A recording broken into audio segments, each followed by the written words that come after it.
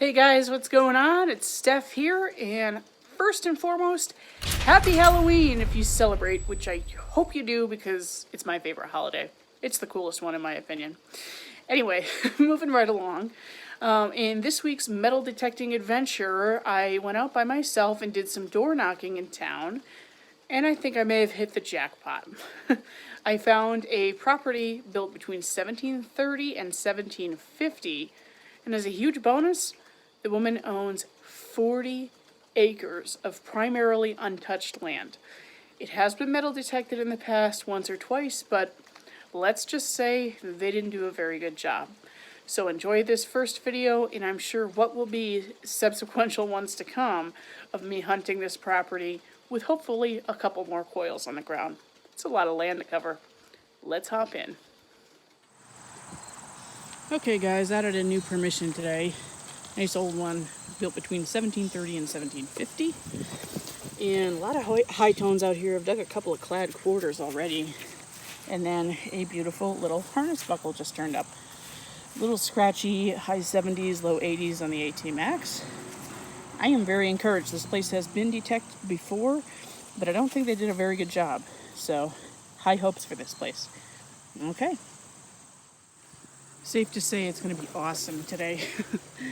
Just saved this. It was like a high 50s, low 60s. And it's a little heart pendant. You can kind of see that. I'm going to clean this off camera really quick, but the lettering looks so old. This is going to be really cool, whatever it is. I will be right back. Okay, for once it looks like this is going to focus better in the shade. It says, "My heart belongs to Daddy." That's adorable. And that lettering is so old. I don't think there's anything on the back. But what a cute little find. I love that. I absolutely love that. I'm going to keep going and let you know what else I find. Because I have a feeling we're going to find some amazing things out here. Okay guys, tons of wind noise today and a lot of road noise. You can kind of see through there. I'm right on the side of the road at this new property. And I had a 69 to 70 signal. A lot of you Garrett users may know that to be an Indian signal, and that's exactly what it is. It looks like 1864, as far as I can tell. I'm going to get a better shot of it, clean it up with the brush really quick. Wow, that's coming nice and clean now. I'm going to clean this up with the brush a little bit and then get back to you in just a second with a better shot. Okay, so here's a better shot of that Indian. It's in really good shape. Really, really good shape. Clear as day, 1864. That's awesome. I haven't pulled an Indian head in a couple of months now, so very welcome coin. And things are looking great here today. So we're going to keep going and let you know what I find next. Well, I just found something very cool. It was brass ringing up in the 70s. It almost looks like the top of an oil lamp or something. I don't know. But it looks old and it's ornate, so I like it. I'm going to clean this up a little bit, give you a better shot of it, and then we'll keep going. Okay. Well, here's that brass piece cleaned up a little bit better. It's almost like it's got clovers around the edge. It's really pretty. I just don't know what it is. I have to assume it's... Oh, you know what? Maybe it's a doorknob escutcheon plate. That is a good possibility. I'll have to do a little bit of research on this. If I figure it out, obviously, I'll put it up on the screen. If not, I'll ask you to comment on it. Well, I'm in the front yard now, right on the roadside. And I got like a 75 to 80 scratchy signal. Good reason for that. It's a pocket knife. Always a cool find. It's about 6 inches down, and actually when I pulled it out of the plug, it was right on my shovel. Times I wish I had a GoPro. Oh well. But that's cool. That's probably one of the ones I have that's in better shape. For sure. Oh, sure. Alright. Cool beans. Well, not a super exciting find, but it was bouncing from 82 to 84. Sounded like a coin. It is a rabies vaccine. That's kind of cool.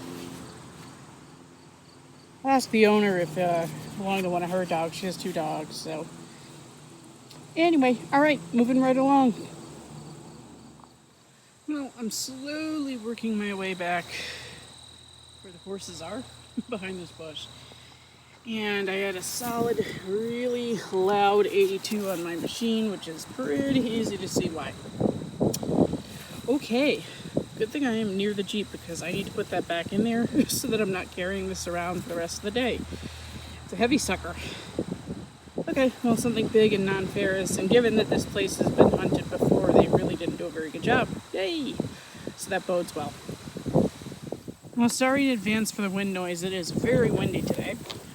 I got like a 90 to 95 signal on my max, and I thought it was pulsing, but it's another rabies vaccine tag. This one's from 2001.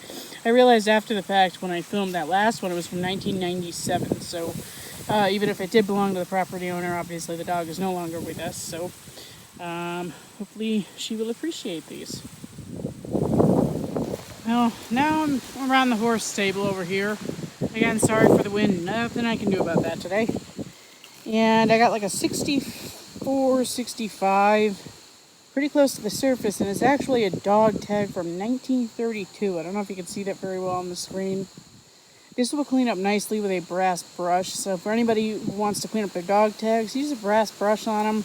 It'll clean right up, no problem, and you won't lose any of the lettering. And this has the town name here, which is Hebron. That's pretty cool.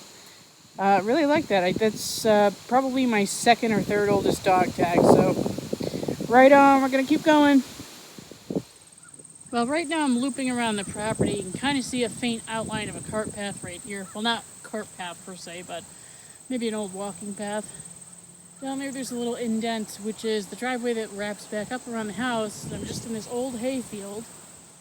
Got a 75, 76 that was a screamer and solid, and it's this absolutely gorgeous, what I have to assume is a rosette.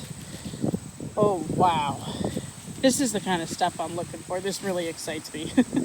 So that's awesome. I don't think it's hand etched, but it's probably Colonial or early 1800s. So let me brush that off. I'll get right back with you. Well, I think I changed my mind. I think it is Colonial. If you look really close, hopefully this will focus, you can see how crude those markings really are. And that just is a testament to its age. Perfectly intact, and I think it even still has a little bit of silver plating left on there. So I'm going to do what I can with this, clean it up, and hopefully it comes out really nice. Either way, it looks beautiful like this. Absolutely thrilled with this find. Well, camera's having trouble focusing a little bit because I'm kind of in the shade here, but look at that. Okay, this is really not going to focus, I'm sorry. I was attempting to do a nice live dig. It looks like silver-plated something. Came up in the 70s, and I figured we'd pop it together since I don't do that very often, and I should be doing that more. Oh boy, let's see. Okay, I need to get the hand shovel. Okay.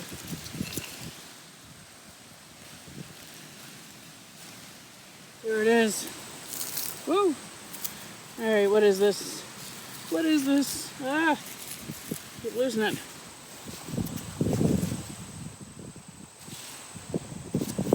Well, I don't know. I thought this was going to be something cool. It might be trash. If it's not trash, I'll let you know, but, well, that was exciting. Okay, moving on to the next one. It would appear I found a hot spot. Right after that last piece, I found a Colonial drawer pull. So this would have attached to an escutcheon plate, and there's your pull right there. Given that this house was built in between 1730 and 1750, this is certainly period to the home. I'm pretty far away from it now, so when they built some new outbuildings, I think a lot of the stuff got plowed into this hayfield, and I'm definitely going to pretty much spend the rest of the day out here, I think. It's clearly where a lot of the stuff was moved, so that's awesome. Well, I just found my next good target. I'm up in the hayfield still. It's another horse tack buckle. I have been a magnet for these lately, actually, since I started using the AT Max again. Seems like it just sniffs these out, so that's fine with me. That's a good target. It's getting near to the end of the day, so I'll probably only dig a couple more targets, but If I don't, we'll be heading into the wrap-up. If I do, you'll see it. Okay.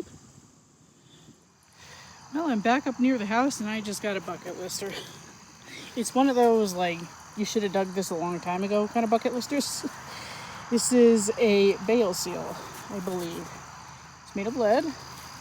Would have held something together, or just been stamped onto a bale of something, I think. I'm not explaining this very well because it's the end of the day. I'm getting eaten alive by mosquitoes, and I need to get the heck out of here. So that's probably a good last hole. If not, I'll let you know, but that's awesome. Okay. Okay, everyone, moving on to the wrap up. I'm inside today on the piano bench, as you can tell, because it's raining out, so let's roll. Okay, I got 2 horse tack buckles, and they always sound fantastic. They sound like coins. You've got to dig them. You have no choice. Trust me. But it's always a welcome little find. You know, shows habitation, so that's what we like. This pocket knife actually cleaned up a little bit nicer than what I had showed in the photos on the video. And at first I thought that this was plastic, but I think it's actually bone scales. So that's a nice one. I'll hang on to that for a while for sure. Let's see here. We've got my 1864 Indian, which is in great shape considering. You can see the full Liberty on the headdress there. And the back is clear as day too, so very happy with that coin. All right, this Colonial drawer pull. As I said in the video, this dates somewhere between probably 1760 to 1800. That's a rough estimate, so mid to late 1700s, most likely. Great piece. This thing, I'm still on the fence about what it is. I don't think it's quite hefty enough to be a doorknob, a sketch, and I'm thinking it's actually part of a lantern, as I had first thought when I was kind of muttering to myself in the video. So it's a cool piece. Really like the clovers on there. Very neat. And of course, I love, love, love this bridal rosette. When I first dug it, I was convinced it was Colonial because it is, you know, it looks hand tooled. But just based on some other examples I found online, I'm leaning towards, you know, vintage now. It's just in such good shape. It's tough for me to believe that this is Colonial, but it certainly could be. Leave your thoughts below. I don't really know. And, okay. Oh, this cool little dog tag. This didn't clean up nearly as well as I thought it would, but, you know, when it's that close to the surface and has been for about 80 years, that's what happens. You can barely make out the date under there, but it is 1932. So, nice old one. And my first bale seal. Again, that was on the you should have dug this by now list, so very happy to find it. There's really no detail at all on here.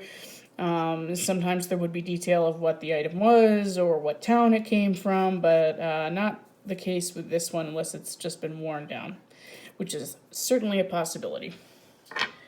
And let's see, probably my favorite find of the day has to go to this cute little pendant.